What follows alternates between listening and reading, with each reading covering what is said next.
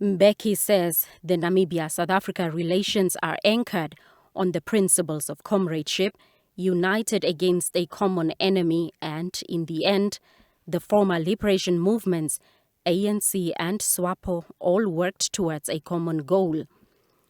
The former South African president described the late Nujoma as a straight talker, using the late Namibian leader's verbal attack on former British Prime Minister Tony Blair during the World Summit on Sustainable Development in Durban in 2002 as a case in point.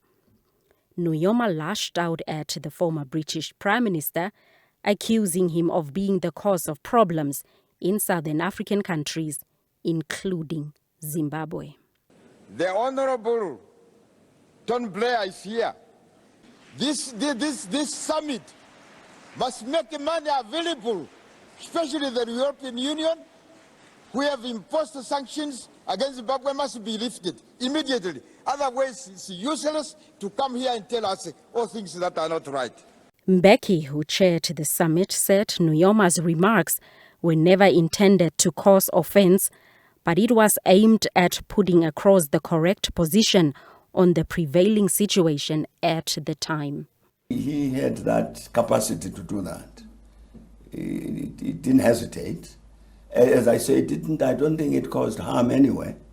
People might not have liked it, but it was not ill-intentioned, it was not aggressive, it was not intended to embarrass anybody, including Tony Blair, but indeed to represent the truth as it was. And nobody, I've never had anybody complain about that he is too honest and too straightforward. Because I think people understood why he spoke the way he did.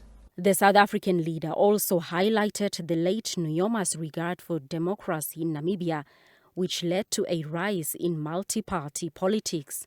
Mbeki also drew attention to when the Namibian constitution was amended in 1998 to allow the late Nujoma to stand for a third term, a decision which SADC endorsed.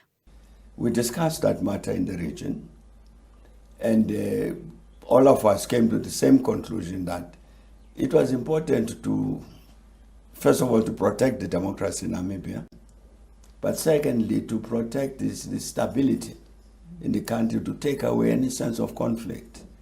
And therefore, it seemed then to all of us at the time that the transition in Namibia required that constitutional change should be made.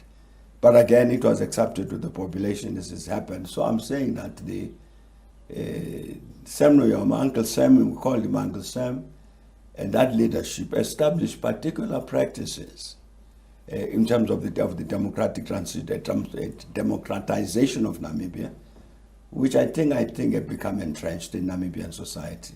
Mbeki met the late Nujoma for the first time in Lusaka, Zambia in 1971.